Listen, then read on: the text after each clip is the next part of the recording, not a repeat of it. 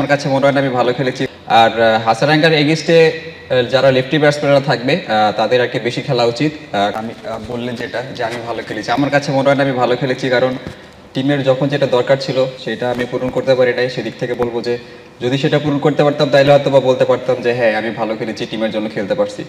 তো অবশ্যই পরের খেলার জন্য কামব্যাক করার সুযোগ আছে আমাদের, কারণ 3 ম্যাচের সিরিজ, 1 ম্যাচ শেষ হয়েছে। নেক্সট ম্যাচ আমাদের জন্য খুব ইম্পর্টেন্ট।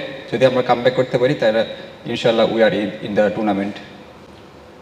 তামিম, শান্ত রান আউটটা এবং আপনার ক্যাচটা, মানে এটাই কি ক্রুশাল ছিল বাংলাদেশ দলের হারার পেছনে?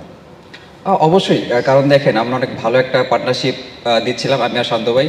তো এই দিক থেকে বলবো we are little bit of unfortunate, কারণ ওই রান আউটটা এবং অনেক ভালো ক্যাচ করছে, ভালো একটা রান আউট করছে ওরা। তো আমার কাছে মনে হয় এটা অনেক টার্নিং পয়েন্ট, কারণ ওখান থেকে যদি আমরা একটা ছোট 30 কিংবা 40 রানের পার্টনারশিপ আরও অ্যাড করতে পারতাম দুইজন মিলে, তাহলে মনে হয় আমাদের কাছে গেমটা অনেক ভালো, আরও বেশি ইজি হয়ে যেত আমাদের কাছে। ছোট একটা বিপর্যয়ের কারণেই প্রথম ম্যাচে যেটা হলো আর কি আমরা দেখলাম, তো আবারও সেই ম্যাচে একটু ফিরে যাওয়ার কারণ আপনি একটু লম্বা সময় উইকেটে ছিলেন, অন্য ব্যাটসম্যানরাও উইকেটে যে আউট হয়েছেন তারাও দেখতেন সমস্যাটা কি, বাট আপনার এক্সপিরিয়েন্স সবচেয়ে বেশি এই উইকেট সম্পর্কে লাস্ট ম্যাচের যদি হিসেব করি, সেক্ষেত্রে টিমকে নেক্সট ম্যাচের জন্য আপনার দিক থেকে কোনো অ্যাডভাইস বা আলোচনা, আপনার যে টিম নিয়ে আলোচনা করেছেন সেখানে আপনার কোনো স্পেশাল কোনো কমেন্ট ছিল কিনা? আসলে দেখেন এখানে যেরকম উইকেট এখানে ডিমান্ড করে সব থেকে বেশি যে যারা সেট হবে উইকেটে তাদের আসলে অনেক লম্বা ইনিংস খেলতে হবে।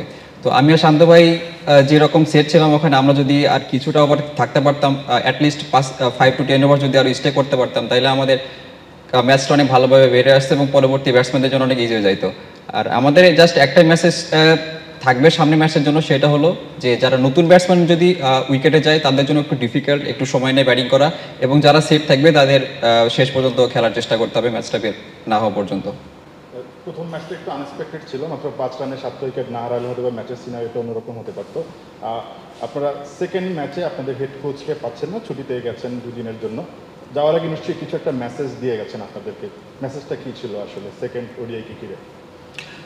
অবশ্যই দেখেন আমাদের একটা লম্বা ডিসকাশন হয়েছে লাস্ট ম্যাচের ব্যাপারে। তো কোচ সেখানে আমাদের কিছু ইনফরমেশন দিয়েছে। লাস্ট ম্যাচে আমরা যেভাবে কলাপস করেছি সেখানে একটা ইনফরমেশন জাস্ট যে এইরকম উইকেটে যারা সেট হবে তাদের শেষ করতে হবে, জাস্ট একটাই। কারণ নতুন ব্যাটসম্যানদের জন্য ডিফিকাল্ট উইকেটে যে, কারণ ওদের টপ কোয়ালিটি স্পিনার আছে, তাদের এগেইনস্টে ব্যাটিং করা। তো যারা সেট ব্যাটসম্যান থাকবে তাদের ইনশাল্লাহ যত লম্বা ক্যারি করা যায়। আর হাসারাঙ্গার এগেইনস্টে যারা লেফটি ব্যাটসম্যানরা থাকবে তাদের আর কি বেশি খেলা উচিত, কারণ লেফটিদের জন্য অতটা ইফেক্টিভ না যতটা রাইটিদের জন্য ইফেক্টিভ। তো এই কিছু কিছু ইনফরমেশন আমাদের দেওয়া হয়েছে যেগুলো ইনশাল্লাহ সামনের ম্যাচে সবাই কাজে লাগাবে আশা করি। সিনিয়র প্লেয়ারদের সাথে ছাড়া আপনারা খেলতে নেমেছিলেন আগের ম্যাচটা, তো সবার আসলে একসাথে অ্যাজ এ টিম খেলা দরকার ছিল, তারপর আসলে আপনারা টিম হিসেবেই খেলছিলেন। কিন্তু যখন ওই কোলাপসটা হলো কিংবা ম্যাচটা যখন আমরা হেরে গেলাম, তখন ড্রেসিং রুমের পরিবেশটা কেমন ছিল, কিংবা ওই টিম হয়ে খেলার ব্যাপারটা, এই ম্যাচে আবার কি মোটিভেশন আপনারা পাচ্ছেন বা কি নিয়ে আসলে কোন অনুপ্রেরণায় খেলতে নামবেন? আসলে দেখেন এখানে নেগেটিভ থেকে পজিটিভ অনেক জিনিসগুলো হয়েছে, কারণ আমরা বোলিংয়ে অনেক ভালো একটা স্টার্ট পাইছি, দেন বোলিংয়ের ফিনিশটা অনেক ভালো হয়েছে, ফিল্ডিং অনেক ভালো ছিল, ব্যাটিংয়ের শুরুটা অনেক ভালো ছিল। জাস্ট আফটার 17 ওভার্স তারপরে একটা কলাপস হয়েছে, যেটার কারণে আমরা আর কি কামব্যাক করতে পারি নাই। তো আশা করি যে এখান থেকে যেটা হয়েছে আনএক্সপেক্টেড, আসলে আমরা কিছুটা আনফর্চুনেটও বলবো, কারণ এরকম সাধারণত আমরা খেলায় দেখি না এরকম ঘটনা ঘটতে। তো আশা করি সামনের ম্যাচগুলোতে এই জিনিসগুলো আর ঘটবে না।